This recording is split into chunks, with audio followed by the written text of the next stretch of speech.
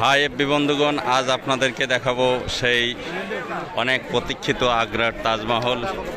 শাহজাহান গেছে চলে, আজও সে প্রেম বলে। সেই শাহজাহানের মমতাজ এবং শাহজাহানের স্মৃতি বিজড়িত সেই আগ্রার তাজমহল এখন আপনাদেরকে ঘুরে ঘুরে আমি দেখাচ্ছি। দেখুন, আপনারা উপভোগ করুন। এই সৌভাগ্য আমার হয়েছে, এখন আপনাদেরকে দেখাবো।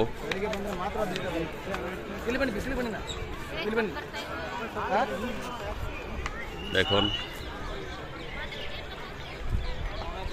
আগ্রার তাজমহল আপনাদেরকে ঘুরে ঘুরে দেখাবো, আপনারা দেখুন।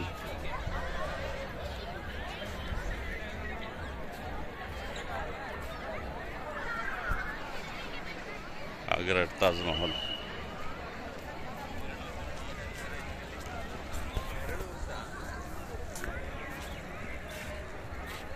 আপনারা বিভিন্ন সময় বিভিন্ন ক্যালেন্ডারের পাতায় দেখেছেন, আজকে একটু আপনাদেরকে বাস্তবে দেখানোর চেষ্টা করব।